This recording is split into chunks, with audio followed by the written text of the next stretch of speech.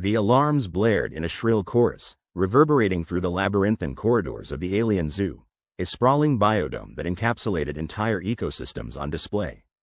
Dr. Alara Chen sprinted down the gleaming hallways, her heart pounding in sync with the pulsing red lights that bathed the corridors in an ominous glow. She barely dodged a pair of startled alien zookeepers, their iridescent scales reflecting the chaos as they tried to comprehend the pandemonium. Alara's breath came in ragged gasps as she reached the control center, a cavernous room dominated by a panoramic view of the zoo's habitats. Screens flickered with fragmented images of lush landscapes and alien creatures, now unsettled by the turmoil. She could see the problem. A section of the Terran exhibit, meant to replicate Earth's diverse biomes, had erupted into a wild, uncontrolled expansion. "This isn't possible," murmured one of the alien technicians, their voice tinged with disbelief. Their elongated fingers danced over the controls, futilely attempting to regain order over the spiraling chaos. "We accounted for every variable. Your planet's biology should have been contained." Alara glanced at the technician, a sense of grim satisfaction mixed with urgency blooming within her. "You underestimated Earth's resilience," she said, her voice steady despite the cacophony. "Our biomes aren't just landscapes, they're alive, adaptive." The technician's lavender eyes widened, a rare emotion for their species, fear. "But this is beyond adaptation."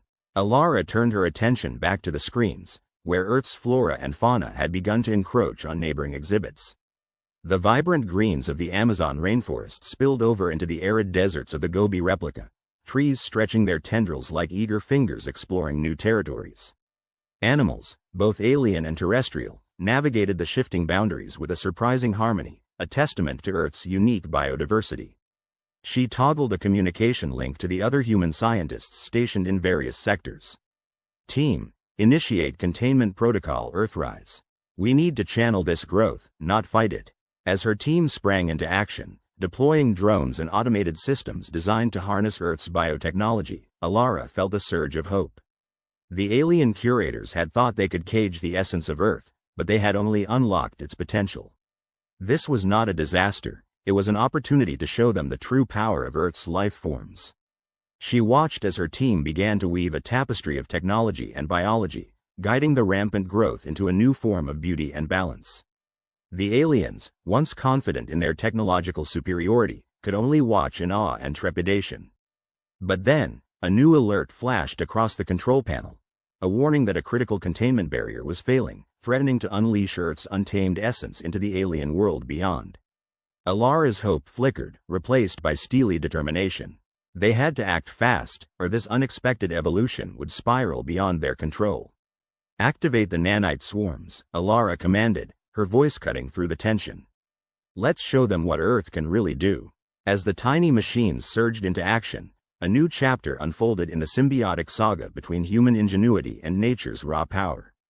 And Alara knew, deep down, that this was just the beginning of a story that would redefine the boundaries of what alien and Earth life could achieve together. The atmosphere buzzed with static as the first tendrils of a violent dust storm unfurled across the Martian landscape, furious clouds of red-orange billowing like an angry ocean. Winds howled against the colony's domes, every shriek a reminder of the terraforming project's heartbreaking failure. Inside, the colony's command center was a frenzy of activity, a hive where hope and desperation mingled with the acrid tang of fear. Pressures dropping faster than projected, Hannah called out over the din, her voice somehow cutting through the cacophony. Her fingers danced across her console, holographic displays throwing ghostly light on her face. She was the chief atmospheric engineer, and in this moment, the weight of the entire colony pressed down on her shoulders. "What about the generators?" Cooper shouted from across the room, his voice hoarse from hours of barking orders. The colony leader's ever-present calm was fraying at the edges, the storm outside mirrored in the storm within. "Backup systems are online," answered Arjun, his hands a blur over his console. "But they won't hold if the storm lasts more than a day." "The storm shields?" Cooper's question was hopeful, but his eyes showed he knew the answer. "Compromised," Hannah said tersely, focusing on a cascade of data. "The winds are too strong, much stronger than any simulations predicted. We underestimated the planet's resistance." Cooper felt the weight of that miscalculation settle in his chest. Evacuation protocol? He ventured, though he hated the thought of abandoning their dream. Not an option, Hannah replied, a hint of steel in her voice. The transports won't survive the launch in these winds. A hush fell over the room, the reality of their predicament sinking in. They were trapped, at the mercy of a world that refused to be tamed. Yet, even in that silence, there was a heartbeat of determination. Humans had come to Mars with the intention of making it a new home, and they were not ready to give that up. We need to reinforce the domes, Arjun said, breaking the quiet. It might buy us some time. Cooper nodded, catching the flicker of determination in Arjun's eyes. We can't do it from here. We'll need hands on the ground. Hannah stood, pushing aside the fatigue that clawed at her. I'll go, she said. I know the dome systems better than anyone. Cooper hesitated, concern warring with necessity. Take a team. No heroics, Hannah. She nodded, a small, resolute smile touching her lips. No promises, she quipped, earning a strained chuckle from the team. As Hannah and her team suited up, the storm continued its relentless assault on the colony. Dust scratched across the surface of their helmets as they stepped into the airlock, the world outside a swirling chaos of red. Once the outer door opened, the storm hit them like a physical force, stealing breath and visibility. Hannah's voice crackled in their comms. Stay close. We do this quick and by the book. Determination burned in her chest as they trudged toward the nearest dome, the storm threatening to tear their suits from their bodies. Each step was an act of defiance against the planet's fury, a reminder of the stubbornness that had brought humanity across the void to this hostile world. Here, Hannah shouted over the wind, gesturing to a junction where the dome's framework was exposed. Her team fell into position, tools in hand, each movement precise and practiced. Inside the command center, Cooper watched their progress on the monitors, his heart in his throat. Every tick of the clock was a reminder of the fragile line they tread between survival and disaster. Co-op, Arjun said, drawing his attention. We need to discuss contingencies. The word hung heavy between them. Contingencies meant accepting the potential for failure, for loss. But it was a conversation they couldn't avoid. We need to secure the biodomes, Arjun continued. If we lose the crops, we lose everything. Cooper nodded, the decision settling in his mind. Get a team together. Prioritize the food supply. As Arjun moved to assemble his team, Cooper turned back to the display, his eyes tracing Hannah's progress. There was a stubbornness in her movements, a refusal to submit to the storm's chaos. It was a mirror of humanity's own defiance, a refusal to be beaten by this untamed world. The minutes stretched into an eternity, each one a battle against the furious elements. Hannah's team worked with practiced efficiency, reinforcing the dome's structure with every ounce of their strength and skill. But the storm was unyielding, a reminder of nature's raw, untamed power. We're done here, Hannah shouted, her voice barely audible over the wind. Moving to the next junction. But as they turned, a low groan reverberated through the air, a sound that cut through the storm's howl and sent ice through their veins. The main support, one of her team yelled, pointing to where a critical beam was buckling under the strain. Hannah's heart pounded. If that beam failed, the entire section would collapse. There was no time for hesitation. Get the stabilizers, she ordered, her voice ironclad. Working against the clock, they rushed to brace the beam, each second a race against impending disaster. The storm screamed around them, fierce and unrelenting, as if determined to test their resolve. In the command center, Cooper watched with bated breath, his hands clenched into fists. They were so close, but the storm was merciless, a force of nature that cared nothing for human tenacity. Hannah, he called through the comms, desperation threading his voice. We've almost got it, she replied, her voice strained but resolute. The team worked in concert, a testament to the training and camaraderie that had brought them this far. And then, with a final push, the stabilizers locked into place, the beam shuddering but holding firm. We did it, came the jubilant cry, a small victory in the face of overwhelming odds. Hannah took a moment to breathe, the adrenaline still singing in her veins. But the storm was unrelenting, and their work was far from over. Next junction, she said, her voice steady, ready to face whatever the planet had in store. Back in the command center, Cooper exhaled a breath he hadn't realized he'd been holding. Their victory was small, but it was a spark of hope in the darkness. The biodomes are next, Arjun reported, his team already moving into position. We can do this, co-op. Cooper nodded, drawing strength from his team's determination. They were battered but unbroken, a reminder that humanity's greatest strength lay in its refusal to give up. As the storm raged on, the colony became a flurry of movement and purpose. Hannah's team pressed on, shoring up the protective domes with grit and ingenuity, while Arjun's team set about securing the precious crops that represented their future. But the storm was not their only challenge. Unknown to them, another force was at play, one that had been quietly observing, waiting for the opportunity to strike. From deep within the Martian sands, a faint signal pulsed, a beacon of alien design, long dormant but now awakened by the storm's chaotic energy. It was a remnant of a civilization lost to time, its purpose forgotten but its systems still functional. And it had detected the presence of the intruders on its ancient domain. Unseen by the humans, the beacon initiated a sequence, its energies converging on the fragile human colony. In the command center, systems flickered and a new alert blared to life. "Cooper, we have an anomaly," one of the techs called, urgency in their voice. Cooper's heart skipped a beat. "What kind of anomaly?" "Energy fluctuations," the tech explained, studying the readouts with growing concern. "It's not from the storm. It's something else." Cooper's mind raced, searching for answers in the chaos. "Can you trace it?" "We're trying," the tech replied, fingers flying across the console. "Focus on keeping us stable," Cooper ordered, urgency threading his voice. "We'll deal with whatever this is." But even as he spoke, he knew they were facing a new threat, one they had not anticipated. The storm was fierce, but this was something different, something beyond their understanding. Outside, Hannah's team continued its battle against the storm, unaware of the new danger lurking in the shadows. Each reinforcement was a testament to their resolve, a promise that they would not be driven from this world. Yet beneath their feet, the ancient beacon continued its work, its energies weaving through the sands with purpose. It was a reminder that Mars was not just a barren world, but one with secrets of its own, secrets that could unravel everything they had worked for. As the storm howled and the anomaly pulsed, the fate of the colony hung in the balance. But even in the face of the unknown, the people of Mars stood firm, their hearts fueled by a hope that could not be extinguished. In the command center, Cooper watched the displays, his mind a whirl of plans and possibilities. The stakes had never been higher, but as he looked at his team, each one a testament to human tenacity, he knew they would face whatever came with courage and resolve. "We're not beaten yet," he said, a quiet promise to himself and his people. "We've come too far to turn back now." And as the storm raged and the beacon pulsed, the humans of Mars prepared to fight, not just for survival, but for the future they had dared to dream. They were not alone on this world, but they were determined that, whatever happened, humanity would endure.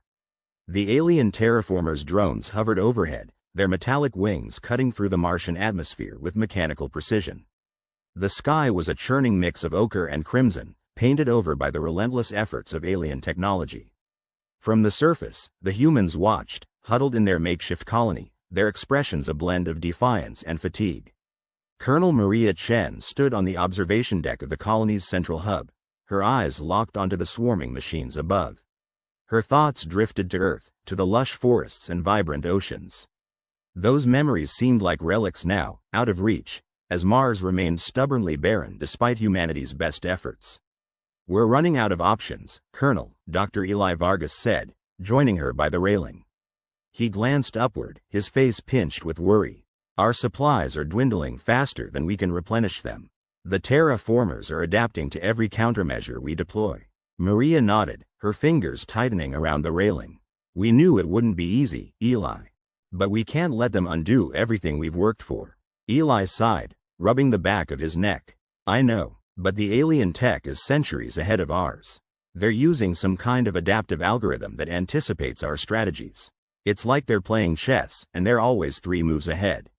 Maria turned to face him fully, her determination a palpable force. "We need to find a way to outmaneuver them. We've done it before. Remember the catastrophe at the Olympus Mons dig site? Everyone said we'd never recover, but we did." "That was different," Eli murmured. "That was human error. This is something else entirely." Behind them, the colony bustled with activity. Engineers and scientists bustled in and out of laboratories, while technicians tinkered with equipment salvaged from the last supply drop. The air was thick with tension, but also a sense of camaraderie forged in the fires of adversity. Across the compound, young Aisha Patel sat cross-legged on the ground, surrounded by a semicircle of children. Her voice carried through the murmur of the crowd as she wove tales of Earth's skies, filled with birds and plains, and land lush with greenery. The children's eyes were wide with wonder, their imaginations painting pictures of a world they had never seen. Aisha's stories were more than just entertainment, they were a lifeline to a world that felt increasingly out of reach. In their innocence, the children found hope, a reminder of what humanity could accomplish when united against impossible odds. Aisha's doing a good job with the kids, Eli remarked, a hint of admiration in his voice. She's keeping their spirits up when the adults are starting to lose hope. Maria nodded. She's got a gift. In times like this, we need reminders of what we're fighting for. The ground beneath them trembled as a low rumble passed through the colony. Panic flickered in the eyes of those around them, the vibration a reminder of their precarious situation. Maria and Eli exchanged a worried glance before rushing toward the source of the disturbance. They found themselves in the main control room, where the other members of the leadership team were already gathered. Screens flickered with data, illuminated by the red glow of emergency lights. A holographic map of Mars spun slowly in the center of the room, displaying the alien terraformers' latest activities. Another quake? Maria asked, her voice clipped as she scanned the room for answers. Yes, and it's not natural, replied Rajesh Naidu, the chief engineer, his fingers dancing over the console. The terraformers are manipulating the tectonic plates. They're trying to destabilize the regions where we've had the most success with our own terraforming efforts. Eli swore under his breath. They're targeting our strongest points. It's like they're determined to erase every trace of our existence here. Maria set her jaw. We need a new strategy. Something they won't see coming. From the back of the room, a soft voice broke the tense silence. What if we use unpredictability to our advantage? It was Sarah Kim, a young biotechnologist whose quiet demeanor often belied her sharp intellect. Maria turned to her, intrigued. What do you propose, Sarah? Sarah stepped forward, her gaze steady. The terraformers rely on data and patterns. They adapt because they can predict our actions. But if we introduce an element of chaos, something they can't anticipate, we might disrupt their algorithms. Chaos? Rajesh raised an eyebrow. Like what? Sarah hesitated, choosing her words carefully. We've been working on a new strain of genetically engineered bacteria designed to thrive in Martian soil. If we can introduce it in a way that the terraformers can't predict or counteract, it might disrupt their processes long enough for us to regain control. Eli shook his head, skepticism etched into his features. It's a gamble. If they adapt too quickly, we could lose everything. Maria's eyes were alight with a fierce determination. But it's a chance. And right now, that's more than we've had in a long time. The room fell silent as everyone considered the enormity of the decision before them. Their resources were limited, and failure would be catastrophic. Yet the glimmer of hope, no matter how faint, was enough to ignite a spark of resolve. I'll need a team, Sarah said finally, her voice gaining strength. And access to the labs. You'll have it, Maria agreed. We're with you. The hours that followed were a blur of activity. Scientists, engineers, and technicians pored over data and blueprints, their focus unwavering as they worked to bring Sarah's plan to fruition. In the midst of the chaos, bonds were forged, and the colony's sense of unity deepened. In the laboratory, Sarah and Eli worked side by side, their hands stained with soil and chemicals. Despite the pressure, they found comfort in each other's presence, an unspoken understanding that transcended words. Do you ever think about what Earth was like? Sarah asked, her eyes focused on the petri dish in front of her. Eli paused, a wistful smile tugging at his lips. All the time. My parents used to take me to the beach every summer. The sound of the waves, the feeling of sand between my toes. I can still picture it. Sarah nodded, her expression softening. I grew up in the city. Never saw the ocean until I was an adult. But the trees, I miss the trees. The way they danced in the wind. Their conversation was interrupted by a commotion outside the lab. Maria burst in, her face flushed with urgency. We've got a situation. The terraformers are accelerating their efforts. If we don't act now, we might lose the entire northern sector. Sarah exchanged a glance with Eli, steeling herself for what lay ahead. We're ready. Let's do this. The team mobilized quickly, loading equipment and samples onto the rover. As they traveled across the barren landscape, the sky darkened, the terraformers' machines casting ominous shadows over the crimson plains. When they reached the designated site, the team sprang into action. Sarah directed the deployment of the bacteria, the others following her lead with practiced efficiency. The air was charged with tension, every second stretching into eternity. As they worked, the distant hum of the terraformers grew louder, a reminder of the alien presence looming over them. The ground trembled once more, sending ripples through the soil. For a moment, doubt threatened to overwhelm them. Keep moving, Maria shouted, her voice cutting through the din. We can do this. Under the dim light of the Martian sky, they persisted, driven by a shared resolve that transcended their individual fears. The bacteria spread through the soil, a silent testament to humanity's tenacity and ingenuity. Finally, their task complete, the team retreated to a safe distance, watching with bated breath as the terraformers continued their relentless advance. The minutes ticked by, heavy with anticipation. And then, a change. It was subtle at first, a slight hesitation in the machine's movements. But as the bacteria took hold, the terraformers' rhythm faltered, their seamless precision disrupted. We did it, Sarah breathed, a mixture of disbelief and triumph coloring her voice. The sense of victory was palpable, a beacon of hope in the sprawling Martian desert. Yet even as they celebrated, they knew the battle was far from over. The terraformers would adapt, learn from their mistakes. But for now, humanity had bought itself time, a fragile window in which to regroup, innovate, and push the boundaries of possibility. Back at the colony, the atmosphere was electric with newfound optimism. The children clapped and laughed as Aisha spun tales of Earth's heroes, her voice a melody of hope and courage. Maria stood with her team, their faces lit by the glow of the holographic map. They had faced the impossible and emerged stronger, united by a common purpose and an indomitable spirit. As the Martian night descended, Maria gazed up at the stars, a silent vow forming in her heart. They would not give up.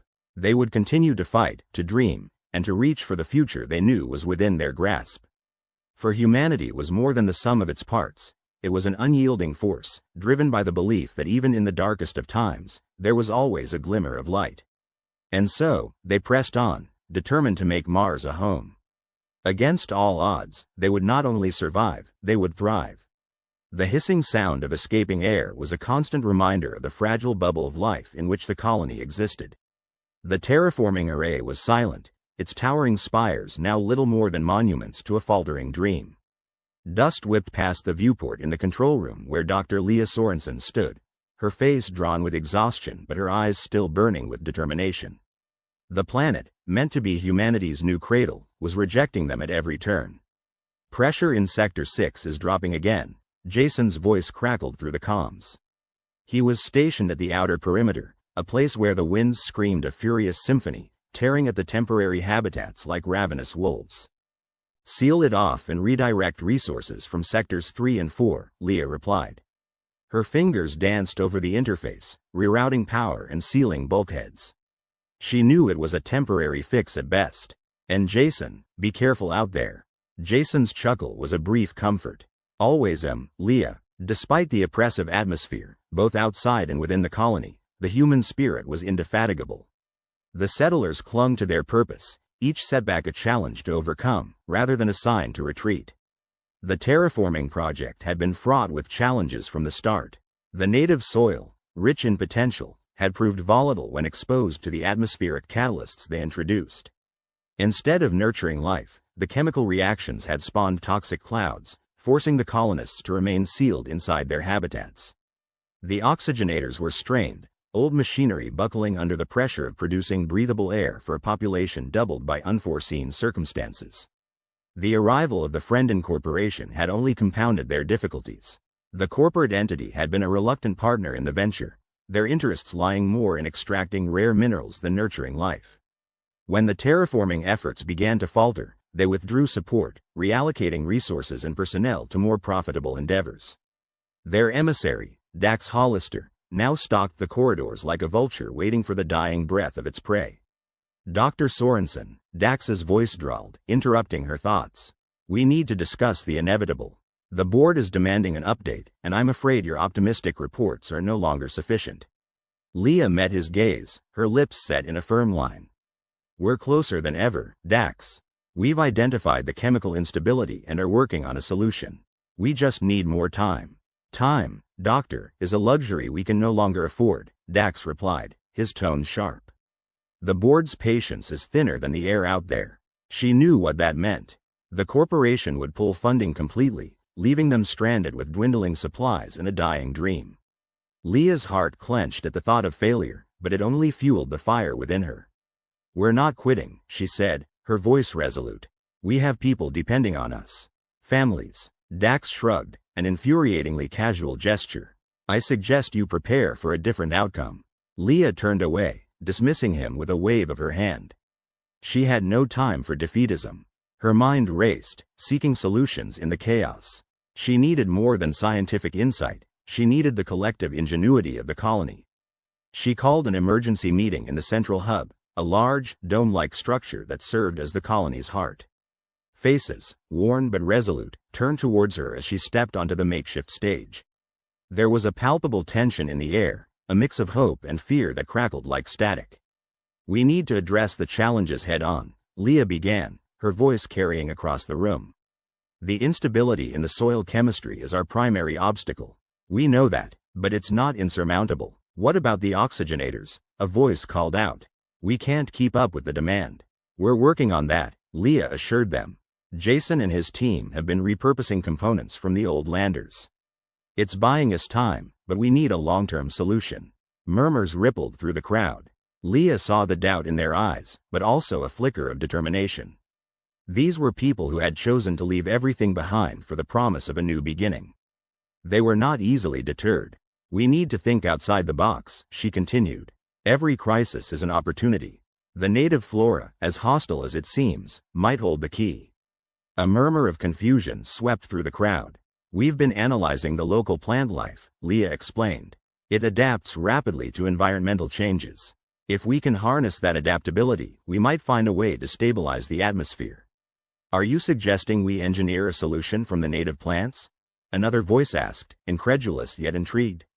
Exactly, Leah nodded. It's a gamble, but it might be our best shot. There was a pause, and then a ripple of conversation as the settlers considered the idea. It was risky, uncharted territory, but it was also the kind of challenge that humanity had always risen to meet. We'll need volunteers, Leah said, people willing to work in the labs around the clock. It won't be easy, but if we succeed, we might just save this colony. Hands began to rise, tentative at first, then more assured. Leah felt a swell of pride. This was what made humans special, their ability to find hope in the darkest moments, to adapt and evolve against all odds. The meeting broke up, and Leah found herself surrounded by a small group of eager volunteers. They were engineers, botanists, even a couple of the miners who had been reassigned from the Frendon operations. Each brought a unique set of skills and a willingness to push beyond the boundaries of the possible. As they brainstormed, Leah felt the weight of the colony's survival shift from her shoulders to their collective effort. Ideas flowed, some wild and impractical, others grounded and feasible. It was a cacophony of creativity, and Leah knew they were onto something. Dr. Sorensen, Jason's voice broke through the discussion, his face appearing on the comm screen. You need to see this. Leah excused herself and made her way to the perimeter station. Jason met her at the airlock, his expression serious. What is it? She asked. He led her to a viewport overlooking the barren expanse. The winds have changed direction, he said, and they're picking up strength.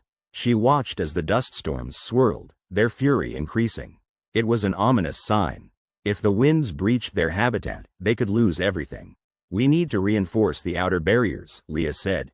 And fast. Jason nodded. I've already got teams on it, but we're running low on materials. Leah's mind raced. We can use the collapsed modules from Sector 9. They're damaged, but the plating is still intact. It's risky, Jason said, but it might just work. As they coordinated the efforts, Leah felt the weight of the storm pressing down on them, a tangible force against which they were pitting their ingenuity and resolve. The storm was a reminder of the planet's unwillingness to be tamed, but it also spurred them to greater heights. Back in the central hub, the team was making progress. They had isolated compounds in the native plants that showed promise in stabilizing the atmospheric reactions. It was a delicate dance, balancing the introduced elements with the planet's own defenses. The hours blurred into days as they toiled, the storm outside a constant reminder of their precarious situation. The colony was a hive of activity, each person playing a crucial role in the fight for survival. And then, just as hope began to blossom, disaster struck. The main oxygenator, the heart of their life support system, failed. The alarms blared, a cacophony of panic. Leah's heart dropped. Without it, they couldn't sustain life for more than a few days. The atmosphere was too thin, too hostile. The colony was thrown into chaos, the sense of impending doom suffocating. Desperation clawed at them, and for a moment, Leah felt the chill of defeat. But then, as if sparked by an unseen force, ideas began to bubble up. The colony rallied, plans forming with a frenetic energy. They would rebuild the oxygenator from the scavenged parts, piece by piece, while simultaneously working on the plant-based solution. It was a race against time, a gamble with everything at stake. The storm howled outside, a reminder of their fragile existence, but inside, the human spirit burned brightly. The darkest hour loomed, but Leah knew they were not alone. They were more than the sum of their parts, more than individuals. They were humanity, resilient and undaunted, ready to adapt and overcome whatever the universe threw at them. As the storm raged on, the colony's future hung in the balance. But Leah held onto hope, a beacon in the darkness, knowing that even against the greatest odds, humanity would find a way. The vast expanse of the Martian sky was a burnt sienna, a near-constant storm of fine dust particles that danced across the barren landscape like specters of a forgotten world. The terraformers, once a mighty testament to humanity's ambition, now lay scattered and broken, their towering forms twisted and inert. The machines had been designed to breathe life into Mars, to transform the cold and unforgiving planet into a new Eden for human civilization. But now, they stood as silent witnesses to a dream undone. Dr. Alara Vaughn squinted against the wind, her visor fogging slightly from her breath. The oxygen level in her suit was low, but she ignored the warning lights blinking urgently in her periphery. She had more important things to worry about. The command center was a hive of activity, a cramped space where engineers and scientists huddled over consoles, their faces lined with exhaustion but their eyes blazing with determination. Alara, the eastern sector is reporting complete power failure, came the voice of Marcus Green, her second in command, over the comms. His voice was steady, but Alara could sense the strain beneath it. "Reroute everything we can spare from the northern array," she replied, fingers flying over her own console as she tried to bring up the latest data. "We need to keep the hydroponics running at all costs." "We can manage a trickle," Marcus responded, "but it's not going to be enough to sustain the crops long-term." Alara knew he was right. The terraforming systems had been sabotaged, the work of a rival faction that believed Mars should remain untouched, a natural reserve for scientific study rather than a new home for humanity. They had struck with ruthless efficiency, disabling key systems and leaving the colony teetering on the brink of collapse. Supplies were running low, and the once thriving greenhouses were now struggling to produce even a fraction of their former yield. But Alara refused to let despair take root. "We'll find a way," she said firmly. "We always do." Outside, the wind howled, tearing at the fabric of the temporary shelters that had become a second skin to the inhabitants of Mars. The colony's population had dwindled, many having chosen to return to Earth when the sabotage first became apparent. Those who remained were the diehards, the ones who refused to abandon the dream, even when faced with seemingly insurmountable obstacles. "Alara, we've got another dust storm coming in from the west," Marcus warned, his voice crackling with static. "It's a big one. We need to secure the perimeter." "Understood," Alara replied, glancing at the flickering holographic map before her. The storm was massive, a swirling vortex of dust and debris that would engulf the colony in a matter of hours. "Get everyone inside and seal the outer doors. We can't afford to lose more infrastructure." As the team scrambled to follow her orders, Alara's mind raced with possibilities. The terraformers might be crippled, but they were not beyond repair. If they could stabilize the power grid and bring the main processors back online, they could begin to reverse some of the damage. But it would take time, resources, and most importantly, hope. Outside, the storm hit with a ferocity that shook the very foundations of the colony. The sound was a deafening roar, a reminder of the planet's untamed nature. Alara stood at the central console, hands gripping the edges as she listened to the reports coming in from various sectors. "We've lost contact with the southern outpost," Marcus reported, his voice grim. "The storms knocked out the relay." "Keep trying," Alara instructed. "We can't afford to lose them. There are eyes and ears on the ground." As the hours dragged on, the storm showed no signs of abating. Alara felt the weight of responsibility pressing down on her shoulders. Every decision, every action, carried the potential to save or doom the colony. But she refused to falter. This was the moment that would define them, she realized. This was their darkest hour, but it was also an opportunity to prove that humanity was not so easily defeated. In the dim light of the command center, she noticed a flicker of movement on one of the screens. "Marcus, what's that?" she asked, pointing to the monitor displaying an external camera feed. Marcus squinted at the screen, adjusting the focus. It looks like someone is out there." Alara's heart skipped a beat. Who would be crazy enough to be outside in this storm? "Only one way to find out," Marcus replied, already tapping into the communications array to boost the signal. "If they're trying to make contact, we might be able to pick it up." As they worked to clear the static and interference, a voice finally broke through the noise, faint but unmistakable. "This is Jackson Armitage, Southern Outpost. We're pinned down, but we've got a plan." "Repeat, we've got a plan." Alara exchanged a look with Marcus, hope flaring anew. Jackson was one of the best engineers they had, a resourceful thinker who thrived under pressure. "Jackson, this is Alara. We're reading you. What's your status?" "Alara, it's good to hear your voice," Jackson replied, his tone steady despite the howling wind in the background. "We've managed to rig up a temporary shield against the storm, but it's not going to hold for long. We need to get the main power grid back online, and fast."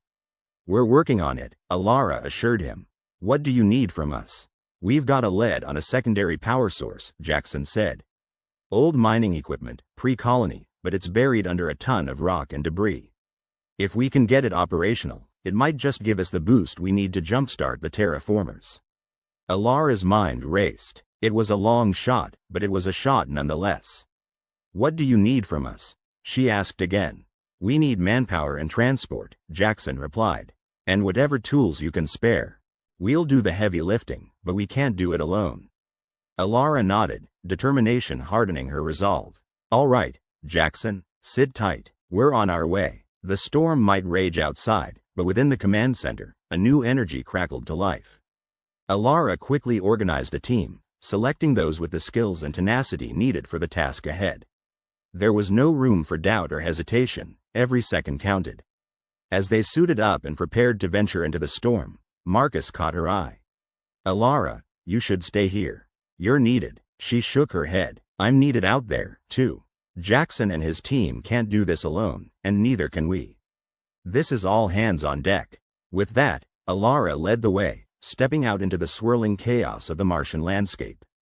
The wind tore at her suit, visibility reduced to mere feet. But she pressed on, driven by a singular purpose that burned brighter than any storm. The trek to the southern outpost was arduous, the terrain treacherous under the shifting sands. But as they pressed forward, the team fell into a rhythm, each person drawing strength from the other. They were united by a common goal, a shared belief that even in the face of overwhelming odds, they could still prevail. When they finally reached Jackson's position, they found the team huddled within a makeshift shelter, their faces streaked with grit but their eyes shining with determination. "You made it," Jackson greeted them, relief evident in his voice.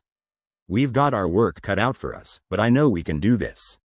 Together, they set to work, digging through the rubble to uncover the buried equipment. It was backbreaking labor, but no one complained. They worked in tandem, each task carefully coordinated to maximize efficiency. As the hours passed, the storm began to abate, the winds gradually dying down until the landscape was eerily still. But there was no time to rest. The clock was ticking, and the colony's survival hung in the balance. Finally, with a triumphant shout, Jackson unearthed the power core. It was battered and scarred, a relic of a bygone era, but it held the promise of salvation. "Let's get this thing running," Jackson said, already moving to connect the necessary cables and circuits. Alara watched as the team sprang into action, their movements precise and confident. She felt a swell of pride, not just in them, but in what they represented. Humanity's indomitable spirit, their refusal to surrender even when the world seemed set against them. After what felt like an eternity, the power core sputtered to life, a soft hum that grew steadily stronger until it filled the air with a resonant thrum. The lights flickered, then steadied, casting a warm glow over the gathered team. "We did it," Marcus breathed, his voice tinged with awe. But Alara knew this was just the beginning. Their success here was a spark, a beacon of hope that would light the way for the challenges yet to come. They had shown what was possible, but the path ahead would still be fraught with obstacles. As they made their way back to the main colony, the sun broke through the thinning dust clouds, casting long shadows across the Martian surface. It was a new dawn, a reminder that even in the darkest hour, there was always the possibility of light. The terraformers, those towering giants that had stood silent for so long, began to stir, the power coursing through their veins once more. It was a tentative start, but it was a start nonetheless. Alara stood before them, her heart swelling with hope. They had been pushed to the brink, but they had not been broken. The adversaries who had sought to destroy their dream had underestimated them, believing that humans could be cowed by adversity. But they had forgotten one crucial fact: humanity was born of stars and chaos, tempered by struggle and strife. They were not so easily defeated. As the terraformers roared back to life, Alara knew that the battle was far from over. But she also knew that they would face whatever came next with courage and determination. They had already weathered the storm, and now, together, they would rebuild. In the heart of the colony, amidst the flickering lights and the hum of machinery, the seeds of a new beginning had been sown. It was a fragile hope, but it was hope nonetheless. And for humanity, that was always enough. The planet Iridia had been a promising candidate for terraforming. Its atmosphere, though thin, was rich in potential, and the presence of water ice beneath its crimson dust had sparked hope among Earth's scientists. The project had begun with optimism, a beacon of unity for humanity, but the challenges had proven far greater than anticipated. The atmosphere resistively clung to its harsh nature, refusing to thicken as planned. The genetically engineered cyanobacteria, designed to thrive and produce oxygen, had struggled against the relentless solar radiation. Sandstorms, more violent than any simulation had predicted, scoured equipment and impeded progress. The project, initially heralded as the dawn of a new era for humanity, now teetered on the brink of failure. Inside the main habitat dome, the command center was a hub of frantic activity. Engineers, biologists, and climatologists huddled around holographic displays, their faces etched with fatigue and determination. Overhead, the Martian sky was an ominous swirl of scarlet as another storm approached. Dr. Sarah Kim stood at the center of the room, her presence a calming force amidst the chaos. Her eyes, sharp and discerning, scanned the data streams, searching for a glimmer of hope.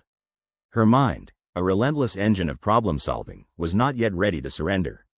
"We need a new approach," she declared, her voice cutting through the murmur of conversations.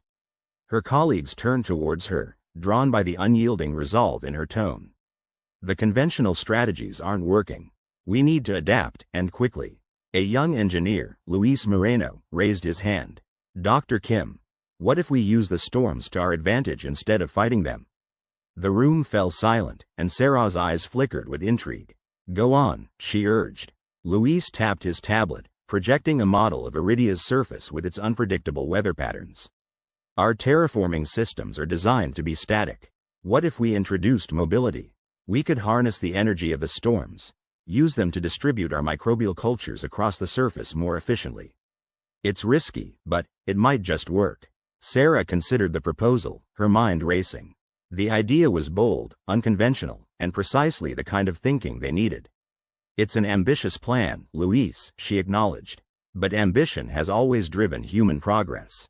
Let's develop it further." As the team rallied to refine the new strategy, the atmosphere shifted. Where there had been despair, now there was a flicker of hope. The room buzzed with renewed energy as ideas flowed and solutions took shape. Humanity's strength, its capacity for innovation and resilience, was beginning to shine through the cracks of adversity. Meanwhile, on the observation deck, Commander Aidan Shaw watched the storm roll in. He was a man of action, more comfortable in the field than behind a desk, but he understood that this moment required a leader who could inspire as much as strategize. The first tendrils of the storm whipped against the dome, and Aidan's thoughts drifted to the greater cosmic audience watching their endeavor. Among them were the Arcturans, an alien race who had observed humanity's reach beyond their cradle with skepticism. They had seeded doubts and spread whispers that the humans were overreaching, that failure was inevitable. Aidan knew this was the moment to prove them wrong. As the storm raged outside, the new plan was put into motion. Mobile units, retrofitted with additional shielding and propulsion systems, were deployed across Iridia's surface. They carried with them the hope of a planet and the indomitable will of its people. In the command center, Sarah and her team monitored the mobile units as they moved with the storm, their paths a dance of precision and daring. Luis's voice crackled over the intercom, filled with excitement. Unit 3 is online and distributing cultures. The storm's wind is more effective at spreading them than we anticipated. Sarah allowed herself a rare smile. Keep it up, Luis. We're making progress. Aidan returned to the command center, his presence a steadying force. Status report, Dr. Kim? The storm is working in our favor, Commander, Sarah replied, unable to hide the optimism in her voice.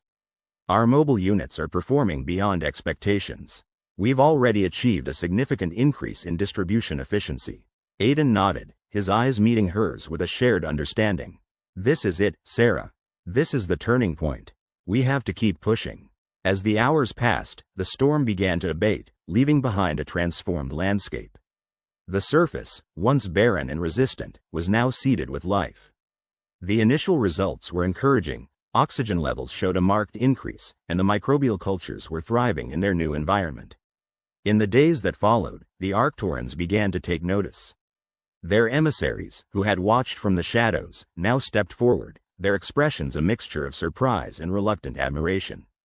One of them, a tall, elegant figure named Valar, approached Aidan and Sarah. We underestimated you, Valar admitted, their voice a harmonious blend of curiosity and respect. Your species possesses a resilience we did not anticipate. You have turned adversity into opportunity. Aidan, ever diplomatic, nodded. Humanity has always thrived in the face of challenges. It's in our nature to adapt and persevere. Valar inclined their head, a gesture of acknowledgement. We have much to learn from one another. Perhaps, in time, we might forge a partnership. Sarah exchanged a glance with Aidan, a silent conversation passing between them. We welcome the opportunity, she replied, her voice steady and hopeful. With the Arcturans now potential allies rather than detractors, the path forward seemed brighter. The success on Iridia was not just a triumph of science and engineering, but a testament to the indomitable spirit of humanity. As the days turned to weeks, the terraforming project gained momentum. The mobile units continued their work, and new innovations emerged from the collaboration between human and Arcturan scientists. Together, they developed advanced shielding for the microbial cultures, allowing them to withstand the harsher conditions of Iridia's atmosphere. The planet, once a symbol of struggle, was now a beacon of unity and progress. The transformation was visible, both on the ground and in the hearts of those who worked tirelessly to make it happen. For Sarah, the journey had been one of growth and discovery. She had witnessed the strength of her team, the ingenuity of human innovation, and the power of collaboration. As she stood on the observation deck, looking out over the evolving landscape, she felt a profound sense of achievement. Aidan joined her, his gaze following hers across the horizon. We did it, he said quietly, his voice tinged with awe. We did, Sarah agreed, a warmth spreading through her chest. And it's only the beginning. As the sun set on Iridia, painting the sky with hues of orange and gold, humanity's true capabilities were laid bare for the universe to see. The struggles of the past had forged a new path, one where hope, resilience, and unity led the way. The terraforming project, once a symbol of potential failure, now stood as a testament to human strength and determination. In the face of adversity, humanity had shown its true colors, and the message was clear. They were not to be underestimated. The air on Mars was thin, tainted by the scent of burning ozone and the acrid bite of failure. The terrarium domes stood like silent sentinels of a dream that had slipped through humanity's grasp. What once shimmered with the promise of lush, verdant life now lay under layers of dust, split by the relentless Martian winds. The indigenous inhabitants, the Zelleran collective, had watched with a mixture of bemusement and disdain as Earth's ambitious projections crumbled. A cacophony of alien voices resonated across the communication channels, echoing their perceived victory. But they underestimated the resilience of humankind, their capacity to adapt, to innovate, and most importantly, to unite. The disaster that had befallen the terraforming project had been a cascade of unforeseen consequences. Atmospheric processors had malfunctioned, essential bioengineered flora had failed to take root, and the once promising aquifers were choked with red sediment. It seemed, for a moment, as though the tides of destiny had turned against Earth's colonists. Yet, as history had shown time and again, it was in humanity's darkest hours that their light shone brightest. Aboard the orbiting arc horizon, the command center buzzed with a frenetic energy. Scientists and engineers, each a maestro in their fields, orchestrated a symphony of problem-solving that spanned disciplines and cultures. Screens flickered with equations so complex they seemed to dance to their own rhythm. The room was a hothouse of innovation, where hope was not merely an abstract concept but a palpable force driving every heartbeat, every keystroke. Dr. Alara Jo, lead terraformer, stood at the helm, her eyes fixed on the data streaming in. A thought had taken root in her mind, an idea so audacious it bordered on the impossible. But if there was one thing humanity excelled at, it was turning the impossible into the inevitable. "Let's initiate the Phoenix Protocol," she announced, her voice steady and filled with resolve. The room fell silent, the weight of her words sinking in. This was a plan of last resort, one drawn from the depths of human creativity and desperation. She turned to Saito, the chief engineer, whose reputation for brilliance was matched only by his penchant for the dramatic. "Can we modify the nanofabricators to deploy the bioreactive mesh?" Saito grinned, a spark of mischief in his eyes. "You bet we can. We'll weave that mesh tighter than a symphony's crescendo." The Phoenix Protocol was no mere patchwork solution, it was a revolution in terraforming strategy. Instead of forcing the planet to bend to human will, they would embrace its current state, using the existing Martian environment as a foundation rather than an obstacle. The bioreactive mesh, a marvel of nanotechnology, would catalyze the transformation of the atmosphere by enhancing the native chemical processes. Around them, the personnel of the arc horizon mobilized with precision and grace. Teams cross-referenced data with the fluidity of a choreographed dance, each move a testament to their expertise and dedication. Communication relays hummed with exchanges between the orbiting station and the ground teams, their spirits buoyed by the new plan.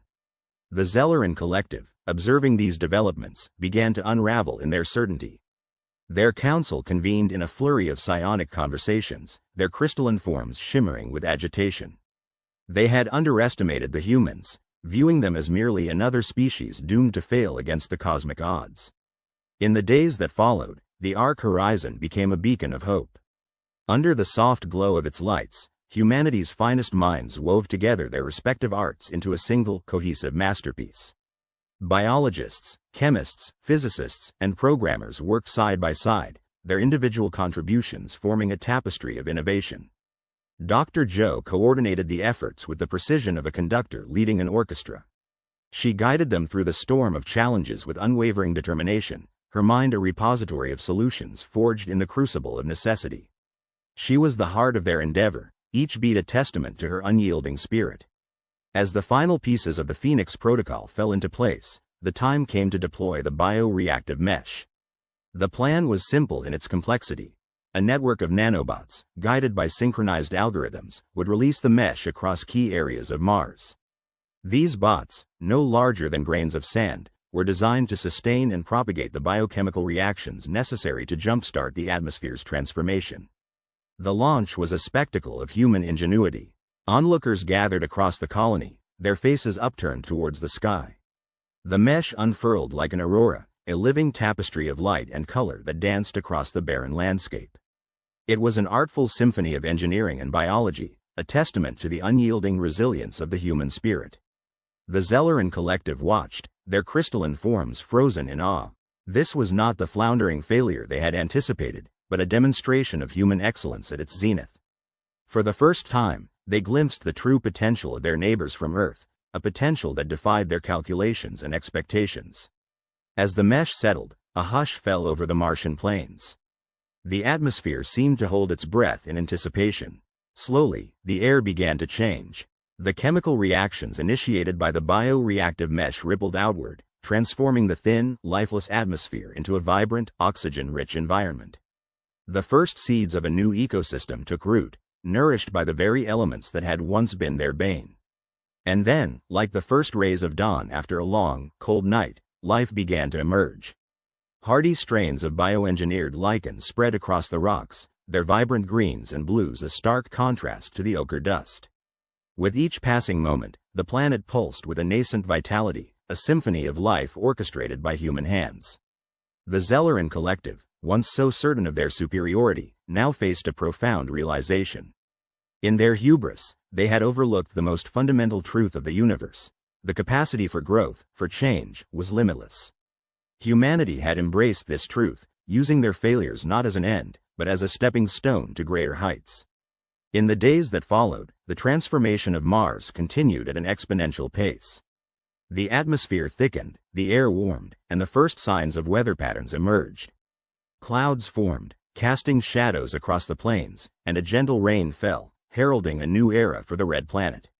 The colonists, once beleaguered and disheartened, now stood united in their triumph. They had achieved what many had deemed impossible, a testament to their unyielding spirit, their boundless creativity, and their unwavering belief in the potential of the human race. This was their moment, a victory not just for themselves, but for all of humanity. As the sun set on the newly transformed Martian landscape, Dr. Joe stood on the observation deck, her heart filled with a profound sense of wonder and gratitude. She watched as the stars emerged one by one, each a reminder of the infinite possibilities that lay ahead. Saito joined her, his eyes reflecting the lights of the arc horizon. "We did it," he said, a note of awe in his voice. "We did," she replied, her smile bright and unyielding. "And it's only the beginning." Together, they stood in silence, their gaze fixed on the horizon where the planet they had saved continued to evolve. It was a moment of triumph, of human excellence at its finest, a testament to the indomitable spirit of a species that refused to accept limits, that always reached for the stars. And so, on this newly reborn world, humanity found its place among the stars, undaunted, undeterred, and ready to face whatever challenges awaited them next. The Zelleran collective, having borne witness to this extraordinary feat, extended an olive branch, seeking collaboration rather than competition. They had learned a valuable lesson, one that transcended cultural and species boundaries. In unity and understanding lay the true path forward. And thus, under the twin banners of cooperation and discovery, humans and Zellerans began a new chapter in their shared history, ready to explore the mysteries of the universe together. It was a beginning, a hopeful, triumphant beginning, born from the ashes of failure, a testament to the brilliance and resilience of the human spirit. As the twin suns of ephemera set, casting a molten glow across the horizon, the survivors gathered in what had become their makeshift sanctuary. The once sterile command center, now filled with the earthy aroma of freshly dug soil and the vibrant greens of newly sprouted plants, echoed the resilient spirit of humanity. The echoes of past failures lingered like the distant rumble of a thunderstorm, but the air was alive with something new, a hope born from struggle and perseverance. Amara stood at the forefront, her hands stained with dirt, feeling the gentle pulse of life within the seedlings she had nurtured. The genetically modified plants, designed to thrive in ephemera's harsh atmosphere, were a testament to human ingenuity. The terraforming project had collapsed under its own ambition, but in its ruins, they had found a different path forward. "Amara, look," shouted Eli, sprinting over with a bundle of vibrant orange fruits in his arms, their surfaces glistening with dew. The first harvest, a promise that life could not only survive but flourish. She laughed, unable to contain the swell of emotion. "Eli, we did it. We really did it," he nodded, breathless but grinning. "This is just the beginning. We've turned this place from a tomb into a cradle." Nearby, Dr. Lisbeth Chen, their chief biologist, was busy cataloging the new species that had emerged from the hybridization efforts. Her initial skepticism had melted into awe as nature responded to their gentle coaxing rather than the brute force they initially applied. She paused, watching the team bustle around her. For Lisbeth, this was more than a scientific breakthrough, it was a humbling reminder that nature had its own wisdom. Lisbeth, Amara approached, her voice tinged with gratitude. Your work has been pivotal. We couldn't have done this without your persistence. Lisbeth looked up, her eyes softening. It wasn't just my work, Amara. It was all of us. I've learned that sometimes we must listen before we act. The planet needed us to listen. In the background, the hum of the planetary communication array carried the latest updates back to Earth. News of the colony's unexpected rebirth was already inspiring other struggling outposts throughout the galaxy. Humanity's collective spirit was invigorated, their determination renewed. The failure of the initial terraforming had become a rallying cry for innovation and humility. The children of the colony, who had once played among the barren rocks, now chased each other through rows of budding vegetation, their laughter a melody of the future. Each step they took was a reminder that the legacy they were building was not just for themselves but for generations yet to come. Among them, young Mira, who had once been afraid of the planet's unpredictable elements, danced freely. Her courage had grown alongside the crops, and she was now a beacon of the colony's indomitable spirit. Her mother, Jenna, watched with pride from a distance, her heart swelling with joy. Jenna had lost her partner during the bleakest days of the terraforming crisis, and she had feared for her daughter's future. But now, as she saw Mira running with abandon, she knew they had carved out a place for themselves in the universe. In the far corner, Marco, the engineer whose quick thinking had saved them during the initial disaster, was busy constructing a new irrigation system. The challenges had taught him to think beyond blueprints, to include adaptability as a key part of his designs. He had become a cornerstone of their recovery, and his creations were now woven intricately with the very fabric of their community. Marco, Jenna called, approaching with a smile. The water flow is perfect. You've outdone yourself. He wiped his brow, a satisfied gleam in his eyes. Just doing my part. We're all pieces of this puzzle, Jenna. The colony's transformation did not go unnoticed by the enigmatic native species of ephemera. Once elusive and wary, the bioluminescent creatures began to venture closer, their curiosity piqued by the humans' newfound harmony with the environment. It was an unspoken understanding, a bridge between worlds that required no words. As night fell, the colony gathered for a celebration. Underneath a canopy of stars, they shared stories of their journey, the trials and triumphs that had brought them to this moment. Fires crackled, casting a warm glow over faces etched with the marks of endurance. Amara stood to address them, her voice carrying the weight of their collective struggle and the promise of what lay ahead. We came to ephemera with dreams of reshaping a world. In our failure, we found a path that was truer to our nature. We've learned that it's not about conquering a planet but becoming a part of it. Her words resonated, weaving through the crowd like a gentle breeze, lifting spirits and binding them together in shared purpose. Lisbeth stepped forward, holding a glass of the colony's first homemade wine, its rich color reflecting the firelight. To unity and understanding, she toasted, her eyes meeting Amara's. To humanity finding its place among the stars.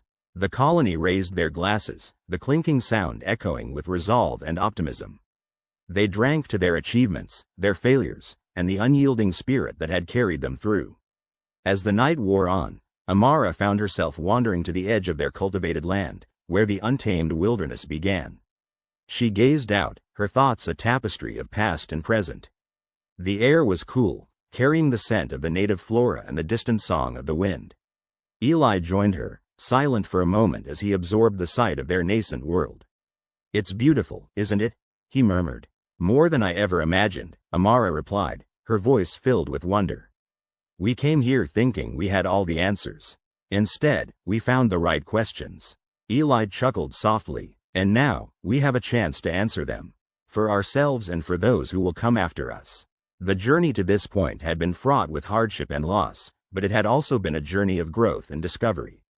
They had learned that humanity's greatest strength lay not in its ability to dominate, but in its capacity to adapt and collaborate. As they stood there, with the universe sprawling out before them, they knew that ephemera was no longer just a distant world on the fringes of human expansion. It was home. The colony continued to thrive, its people weaving new stories into the tapestry of its evolving landscape. They had turned the page on their past, setting the stage for a future defined not by what they could take from the planet, but by what they could give back to it. Back on Earth, the message from Ephemera ignited a wave of introspection and innovation. The story of the colony's transformation became a beacon for other missions, guiding them to rethink their approaches. It sparked a renaissance of sustainable exploration, where the focus shifted from extraction to coexistence. In the years that followed, Ephemera became a hub of learning and exchange, a testament to humanity's capacity to learn from its mistakes and forge a new path.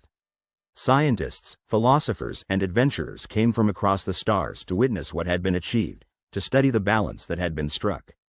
The legacy of the colony was not only in its survival but in its redefinition of what it meant to thrive. They had proven that even in the face of failure, humanity could rise, adapt, and create something extraordinary. And so, under the twin suns of Ephemera, the story of human resilience and unity continued to unfold, a living promise etched across the stars. A promise that wherever they wandered, humanity would find a way to belong. As dawn broke on this new day, Amara, Eli, and the rest of the colony prepared to meet the challenges and opportunities it would bring. They stood ready, hearts and minds open, knowing that together they could overcome anything. They had found their place, and in doing so, had left an indelible mark on the universe.